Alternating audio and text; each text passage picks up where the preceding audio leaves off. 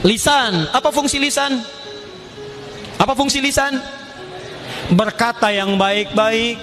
Turun kalimat Nabi, man kana yu'minu billahi wal yaumil akhir falyakul khairan aw liyasmut. Siapa yang merasa beriman pada Allah dan hari akhir, cukup katakan yang baik-baik. Kalau nggak bisa diam, di fungsi lisan manusia itu cuma dua. Kalau bukan berkata yang baik, itu diam. Jadi kalau nggak bisa berkata yang baik, diam aja. Makanya muncul peribahasa, diam itu emas. Ketika tidak bisa bicara yang baik, tidak katakan yang baik, katakan yang baik. Nggak ada ayat di Quran katakan putus, katakan ini, katakan itu, nggak ada. Yang ada katakan baik, baik, baik, baik. Nggak bisa diam. Turun larangan mencela, karena mencela itu tidak baik. Quran surah 49 ayat 11, ya ayyuhalladzina amanu la yaskhar qaumin qaum. Hei orang-orang, kalau masih merasa punya iman, jangan saling mencela.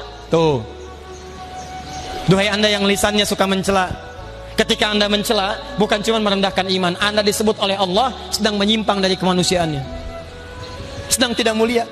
Nggak diakui antum. Kamu nggak mulia, saya nggak suka dengan lisan kamu. Apalagi anda ngaji, baca Quran, baca hadis, belajar, tapi lisannya masih selang mencela orang lain, menghina orang lain. Ada yang salah antum dengan lisannya. La yaghtab ba'dukum ba'da, jangan bergibah, jangan gosip. Kalau sedang gosip, sedang merendahkan kemuliaan antum di hadapan Allah Subhanahu wa taala. Saya tidak, Ustaz, saya akan jaga lisan saya ini bagus. Tidak seperti ibu itu tuh, Ustaz, dia tuh jarang sekali jaga lisannya. Sama. Oh, hati-hati. Ada seorang perempuan di masa Nabi, rajin sholat, rajin puasa.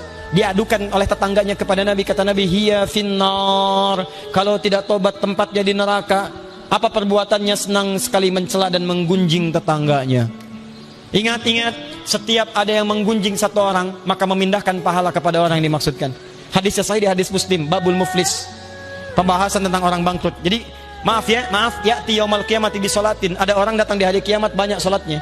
Wasiyamin, puasanya banyak. Wa zakatin, zakatnya rajin. Wa ya'ti qad syatama hadza, cuman sayang, suka juga mencaci orang lain. Wa qadhafa hadza, menuduh orang lain. Awas, wa daraba hadza, senang berselisih. Nanti di akhirat akan ditimbang, timbangannya begini. Kalau ada orang sholat mencela, pahala sholatnya akan dipindahkan pada yang dicela. Antum ikut sholat di sini, taklim, begitu keluar membicarakan orang yang tidak taklim. Tuh lihat tuh. Kayaknya udah ahli surga aja ya, nggak ikut taklim dengan kita. Siapa itu? Dua orang membicarakan, pahala dua orang itu pindah kepada orang tadi. Muncul orang ketiga, kenapa? Itu tuh, oh nggak nyangka ya, nyangka, pindah. 3 orang dapat bagian dari pahalanya. Paham? Jadi coba atur diri kita. Akhlak yang mulia itu cerminan dari ibadah kita kepada Allah Subhanahu wa taala.